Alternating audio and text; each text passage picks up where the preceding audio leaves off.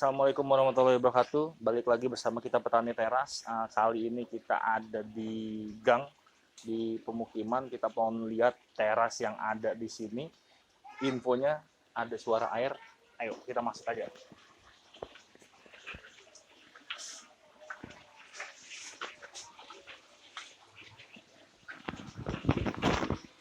Mantep guys. Jadi ini teras, ya layaknya teras biasa bisa dilihat.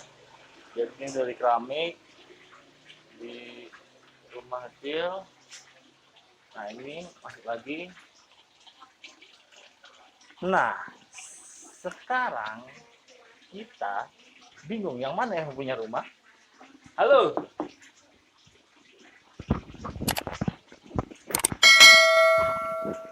Wes, petani teras. Jadi ini kawan kita, termasuk juga di petani teras.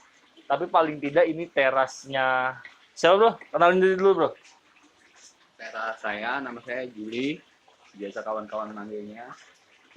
Saya udah masuk di komunitas petani teras. Mantap ya kan. Buat home band sendiri. Oke. Nah, jadi gini, Julai, kita coba sekarang kita review karena gue pikir ini bisa jadi istimewa lah karena daerah lu nih padat banget ya kan, kanan kiri rumah udah nggak ada lahan kosong. Tapi paling tidak ternyata ini bisa produktif. Jadi pemanfaatan teras untuk menuju mandiri pangan disinilah bisa kita buktikan. Nah, di sini ada apa aja nih? Di sini untuk sementara masih lele semua ya. Fokus di lele ya? Fokus di lele. Oke. Ini kolamnya berapa panjangnya nih? Ini 9 kali 1,5. 9 kali 1,5. Oke, Panjangnya. jadi benar-benar ini udah keramik ya bawahnya ya? Keramik. Oh, Fondasi doang. Oke. Ini isi berapa dia? Ini kurang lebih semuanya total 3.000-an. 3.000 ekor. 3.000. Wow. Nah, kita cek lagi. Yang satunya lagi. Ini seru nih yang ini nih. Bener-bener kelihatan. Ini bibitnya dari ukuran 3 sampai 4 cm, sekarang udah hampir sebulan. Oh, ini udah sebulan nih ya? Iya, hampir sebulan. Ini berapa jumlahnya? Ini 1.500. Karena dari kecil awalnya kan masih coba-coba dulu, coba dari 3 cm. Kira-kira banyak nggak mati. Alhamdulillah nih nggak ada yang mati kayaknya. Oh, ini nggak ada yang mati nih lele. Lele kan biasanya setahu gua antara 10 sampai 20% lah ya Iya. tingkat kematiannya. Ya ini paling masih ada tapi di bawah 10 lah. Di bawah 10 ekor dari 1.500 ekor. Iya. Nah, ini kita pengen kasih tahu nih. Kasih tahu lah, Bro. Rahasianya apa nih, Bro? Rahasianya apa biar lelenya bibitnya bagus sampai ya insya Allah sampai panen lah ya. Tahu, Bro? Paling seperti biasa sebelum kita nanam benihnya kita persiapin airnya dulu, terus habis itu ya pola makannya kita juga jaga, kebersihan airnya juga kita jaga. Itu intinya sama kayak semua peternak lele yang lainnya. Kalau persiapan airnya apa yang lo lakuin deh?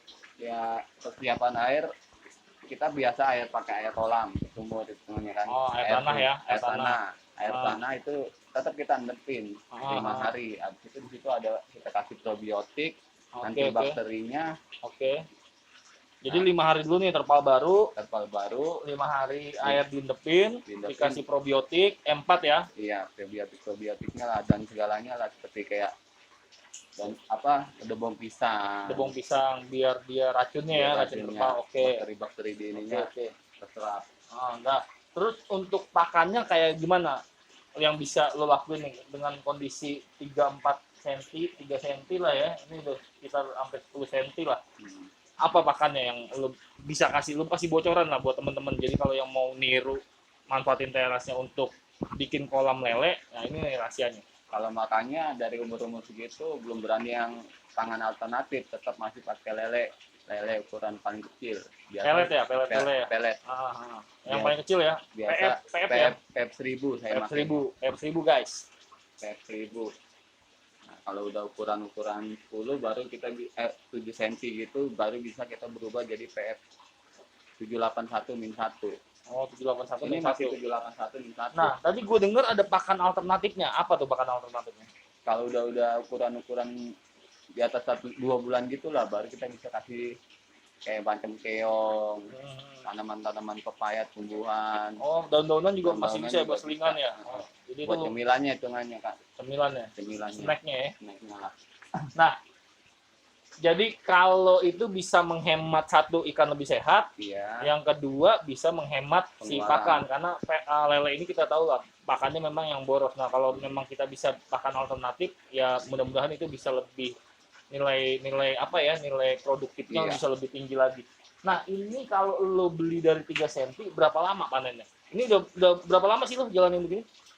Ini baru jalan 5 bulan lah. 5 bulan, tapi udah panen lah ya. Udah pernah panen, Oh, tapi kan oke. nggak selamanya panen setara gitu. Dikit-dikit kita panen. Oh, Kita harus sering sortir juga. jadi memang nggak rata ya. Nggak rata. Nah, kalau posisi dari 3 cm ini berapa bulan dia biasanya? Ini belum mencoba ya, tapi kayaknya 3 bulan lah, 3 bulan lebih lah kayaknya. 3 bulan lah ya. Oke. 3 Jadi kalau 3 bulan, kalau lo punya 3 kolam apalagi itu udah di-sekat ya, bisa tiap bulan panen ya. bisa. Itu makanya. Nah, kalau boleh tahu berapa lo jualnya kemarin panen sekilonya?